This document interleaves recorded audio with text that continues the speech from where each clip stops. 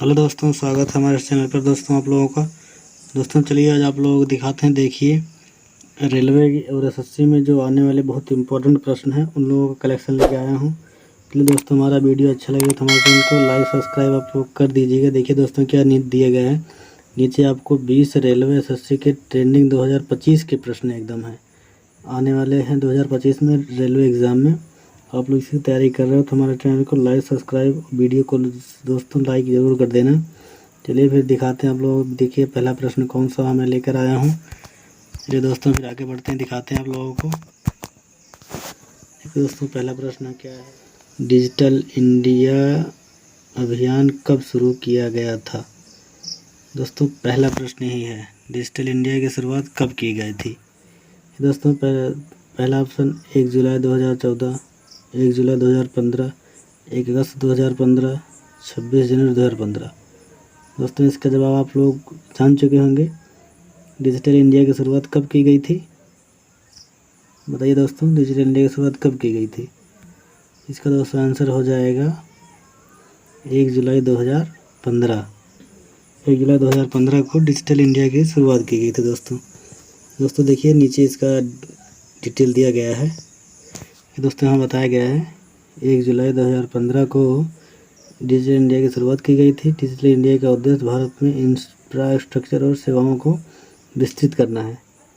चलिए दोस्तों दूसरा प्रश्न दिखाते हैं आप लोगों को। दूसरा प्रश्न कौन सा है, देखिए दोस्तों दूसरा प्रश्न है,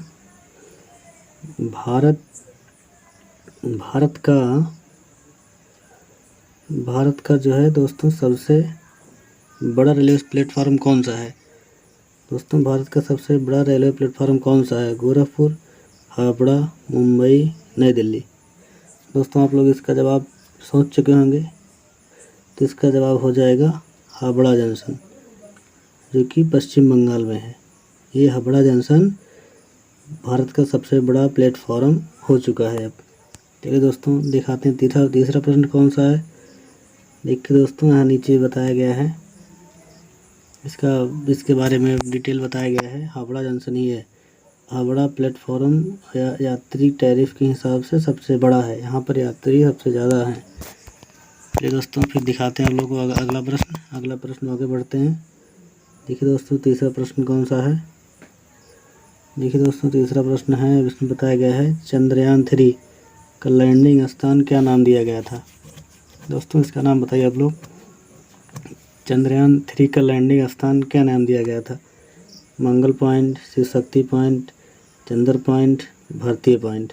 आप लोग इसका जवाब सोचकर बताइए इसका जवाब क्या हो सकता है। दोस्तों चलिए इसका जवाब बताते हैं। देखिए इसका जवाब क्या हो जाएगा, शिव शक्ति पॉइंट। दोस्तों नीचे इसका डिस्क्रिप्शन में देखिए वो नीचे इसका आंसर दिया गया है, कौन सा पॉइंट है, शिव शक्ति पॉइंट। शिव शक्ति पॉइंट पर चंद्रयान 3 का ध्रुव पॉइंटर सफल लैंडिंग करने में प्राप्त हुआ था यहाँ पर। दोस्तों फिर आगे बढ़ते हैं, दिखाते हैं अगला प्रश्न आप लोगों को। देखिए दोस्तों चौथा प्रश्न कौन सा है। चौथा प्रश्न है भारत, दोस्तों की 1 मिनट की देखिए कट रहा है प्रश्न, हाँ आ गया। दोस्तों भारत का पहला सोलर विलेज ग्राम कौन सा है। भारत का पहला है मुडेरा गुजरात का, कचका राजस्थान, इंदौर मध्य प्रदेश, रायपुर छत्तीसगढ़। दोस्तों आप लोग कमेंट करके बताइएगा वीडियो में, इसका जवाब हो जाएगा देखिए दोस्तों मुडेरा गुजरात का। दोस्तों नीचे बढ़ते हैं, दिखाते हैं आप लोगों को कौन सा है, देखिए गुजरात का। नीचे देखिए आंसर दिया गया है मुडेरा गुजरात का ही है, मुडेरा गुजरात। स्पष्टीकरण, मुडेरा ग्राम पूरी तरह सौर ऊर्जा पर आधारित गांव है ये। दोस्तों फिर आगे बढ़ते हैं, दिखाते हैं आप लोग अगला प्रश्न। दोस्तों पांचवा प्रश्न कौन सा है। देखिए दोस्तों पांचवा प्रश्न इसमें है प्रधानमंत्री गति शक्ति योजना किससे जुड़ी है। गति शक्ति योजना कृषि से, रेलवे नेटवर्क से, इंफ्रास्ट्रक्चर से, डिजिटल इंडिया से। आप लोग दोस्तों इसका जवाब देकर बताइए प्रधानमंत्री गति शक्ति योजना किससे संबंधित है। दोस्तों गति शक्ति किससे संबंधित होगा, नीचे बढ़ते हैं, दिखाते हैं इसका आंसर क्या होगा। देखिए दोस्तों इसका आंसर हो जाएगा गति इंफ्रास्ट्रक्चर योजना डेवलपमेंट से संबंधित है गति शक्ति योजना। ये दोस्तों नीचे बढ़ते हैं, आप लोगों को दिखाते हैं स्पष्टीकरण नीचे दिया गया दोस्तों, आप लोग पढ़ सकते हैं। बेहतर निर्माण के लिए है दोस्तों अगला प्रश्न कौन सा है, छठवां प्रश्न कौन सा है, देखिए दोस्तों।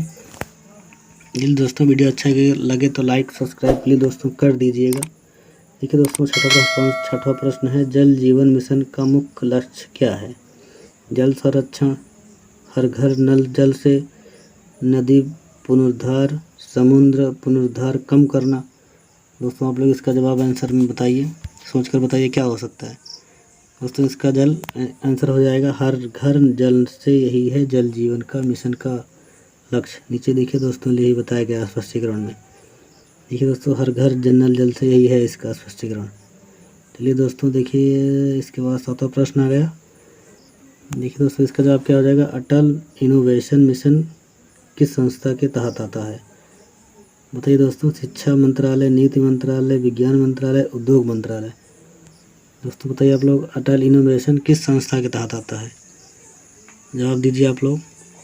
देखिए दोस्तों नीचे क्या बताया गया इसका आंसर। दोस्तों इसका आंसर बताया गया नीति आयोग। अटल जो इनोवेशन है ये नीति आयोग के अंतर्गत आता है।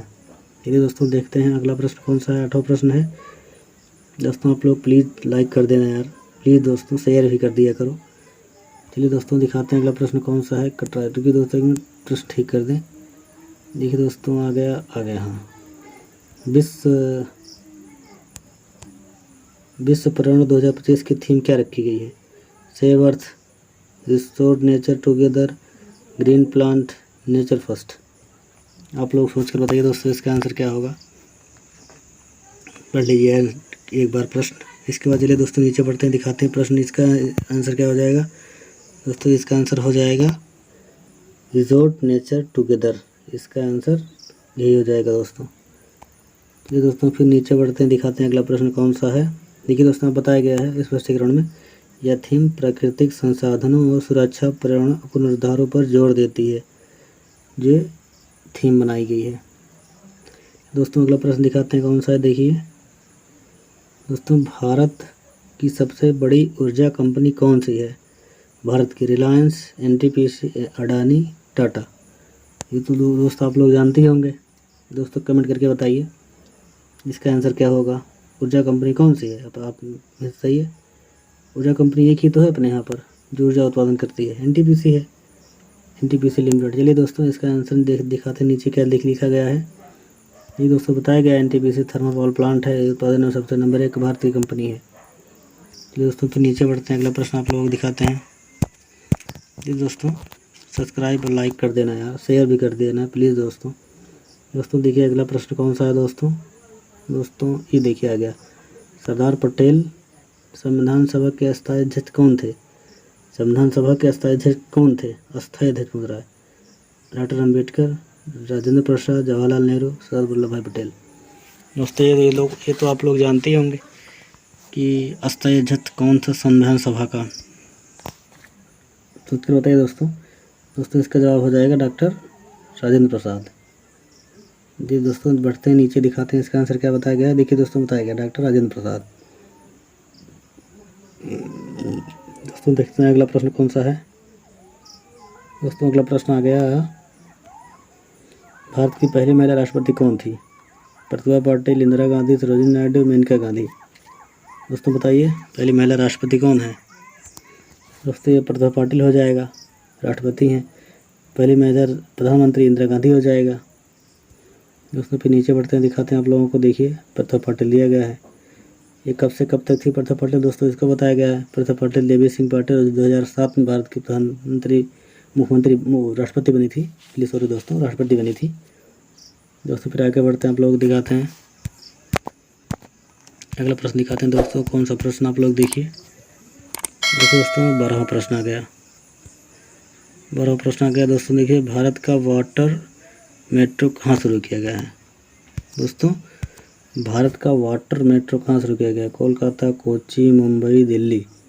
ये दोस्तों आप लोगों को नहीं आता होगा, बताइए आप लोग कहाँ शुरू किया गया था भारत का जो वाटर मेट्रो है, किस जगह शुरू किया गया था। नीचे बढ़ते हैं, देखते हैं दोस्तों इसका आंसर क्या दिया गया है। दोस्तों देखिए इसका आंसर दिया गया है कोच्चि। कोच्चि में भारत का वाटर मेट्रो स्थापित किया गया है। ठीक है दोस्तों फिर अगला प्रश्न दिखाते हैं आप लोगों को।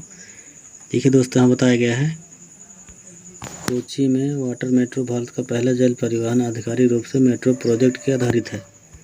देखिए दोस्तों, फिर अगला प्रश्न पढ़ते हैं, दिखाते हैं आप लोगों को। दोस्तों भारत में देखिए ये 13वां प्रश्न है। दोस्तों भारत में one sun one world one grid पहल का उद्देश्य क्या है?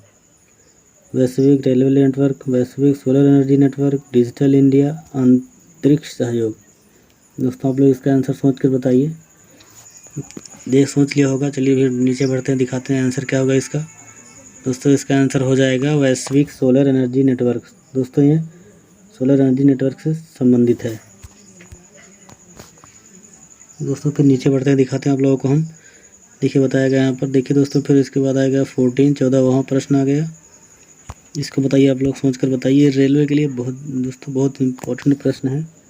भारत का सबसे लंबा एक्सप्रेसवे कौन सा है? Delhi Mumbai expressway, Ahmedabad Mumbai expressway, greater Noida expressway, Gurugram Jaipur expressway. दोस्तों ये तो आप लोगों को सोचना ही पड़ेगा आंसर बताने के लिए। देख लीजिए, प्रश्न पढ़ लीजिए। चलिए फिर बढ़ते हैं, देखते हैं इसका आंसर कौन सा है।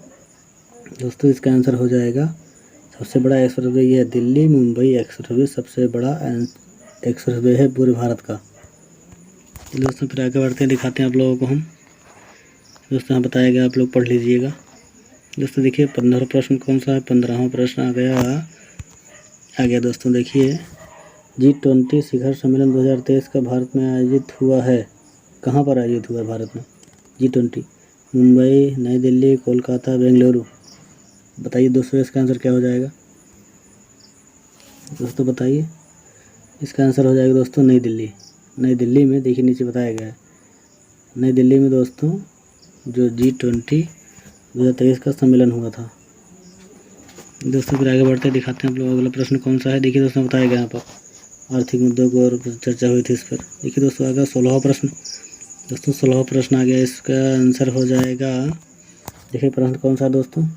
भारत में संविधान के महाभियोग से संबंधित अनुच्छेद कौन सा है? महाभियोग कौन सा अनुच्छेद संबंधित दोस्तों बताइए।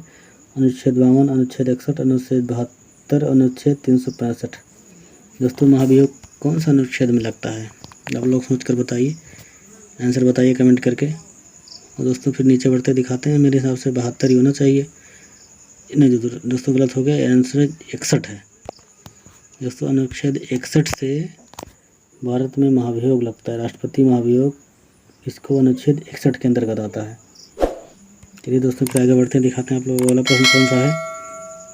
प्लीज़ दोस्तों लाइक कर देना यार, शेयर भी कर देना प्लीज़, सब्सक्राइब कर लेना प्लीज़ दोस्तों। इससे और अच्छा वीडियो आप लोगों को हम देंगे बना कर, इससे अच्छे प्रश्न रहेंगे उसमें। दोस्तों फिर आगे बढ़ते हैं, देखते हैं भारत में पहला सेमीकंडक्टर फैक्ट्री कहाँ स्थापित की गई थी? बताइए दोस्तों। महाराष्ट्र, गुजरात, तमिलनाडु, कर्नाटक।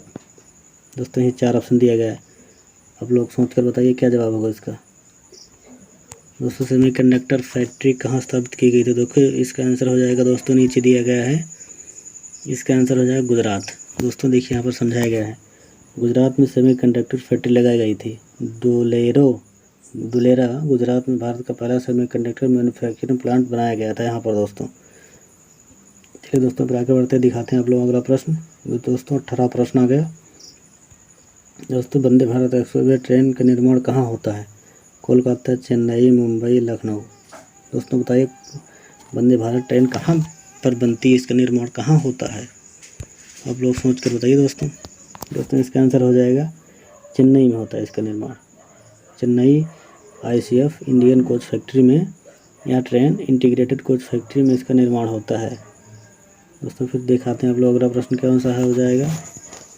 दोस्तों 19वां प्रश्न आ गया। 19वां प्रश्न, इसका जवाब प्रश्न आप लोग देखकर बताइए। मिशन कर्मयोगी का उद्देश्य क्या है? डिजिटल इंडिया, सिविल सेवाओं का परीक्षण, रेलवे नेटवर्क सुधार, ऊर्जा विकास। दोस्तों आप लोग सोच कर बताइए इसका आंसर क्या हो जाएगा। चलिए दोस्तों फिर बताते हैं आप लोगों को इसका प्रश्न आंसर क्या हो जाएगा। नीचे बढ़ते हैं, दिखाते हैं दोस्तों अब इसका आंसर क्या हो जाएगा।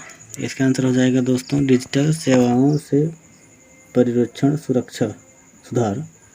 इसका उद्देश्य सरकारी कर्मचारियों की कार्यकुशलता के बारे में बताया गया इसमें। प्लीज़ दोस्तों लाइक कर देना यार। इसके बाद दोस्तों दिखाते हैं 20वां प्रश्न कौन सा है।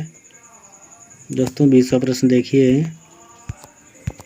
दोस्तों 20वां प्रश्न है, कट रहा है, रुकिए दोस्तों इसको ठीक कर दें, एक सेकंड रुकिए। हाँ आ गया। दोस्तों भारत में राष्ट्रीय शिक्षा नीति एनईपी 2020 में कुल कितने वर्ष की शिक्षा का अनिवार्य किया गया है, ये बताइए आप लोग। दोस्तों एनईपी में कितने वर्ष की शिक्षा तक अनिवार्य किया गया है? 10, 12, 15, नीचे एक और दिया गया है तो 14। दोस्तों इसका आंसर बताइए आप लोग। दोस्तों नीचे बढ़ते हैं, दिखाते हैं आप लोग। देखिए इसका आंसर क्या है, 15 वर्ष के बच्चे तक शिक्षा अनिवार्य किया गया है। प्लीज़ दोस्तों देखिए स्पष्टीकरण बताया गया दोस्तों यहाँ पर। स्पष्टीकरण 12 वर्ष, 3 वर्ष, 12 कुल मिला के 15 वर्ष तक अनिवार्य किया गया है। प्लीज़ दोस्तों ऊपर दिखाते हैं आप लोग, फिर आ जाइए।